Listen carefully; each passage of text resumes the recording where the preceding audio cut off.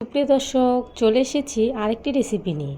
আজকে আমি তৈরি করে দেখাবো ভেন্ডির রোস্ট। চলো তাহলে তৈরি করে ফেলি ভেন্ডির রোস্ট। এখানে আমি ভেন্ডি নিয়ে নিয়েছি।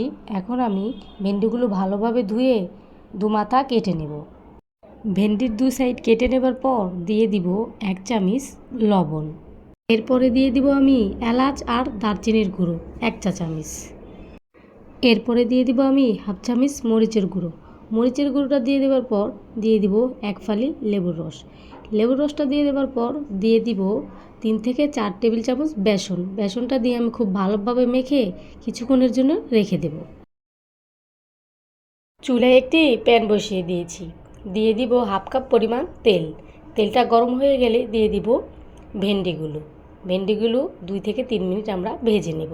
ভেজে উঠিয়ে নেবার পর দিয়ে দিব ওই তেলের ভিতরে 4টা পেঁয়াজ কুচি। পেঁয়াজগুলো একটু আমি লাল করে ভেজে নেব। পেঁয়াজগুলো লাল হয়ে যাবার পর দিয়ে দিব 2টা তেজপাতা।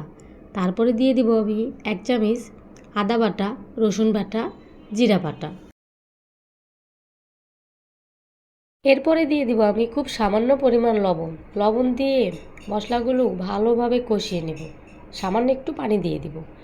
মশলাগুলো যখন কষে যাবে তখন দিয়ে দিব আমি ভেজে রাখা ভেন্ডিগুলো দিয়ে দেবার পর দিয়ে দিব আমি 3 থেকে 4 টেবিল চামচ টক দই।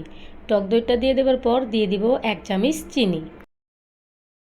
এরপরে দিয়ে দিব আমি 4টা কাঁচামরিচ দিয়ে দেবার পর আমি ঢেকে 5 মিনিট রান্না করে নেব। 5 মিনিট পর ঢাকনাটা খুলে দিয়ে দিব 1 চামচের মতো ঘিটা দিয়ে একটু নাড়াচাড়া করে নামিয়ে ফেলবো ভেন্ডির রোস্ট। তো তৈরি হয়ে গেল আমাদের ভেন্ডির রোস্ট। এই রোস্টটা খেতে অসাধারণ হয়েছিল। তোমরা বাসায় একবার হলেও ট্রাই করবে।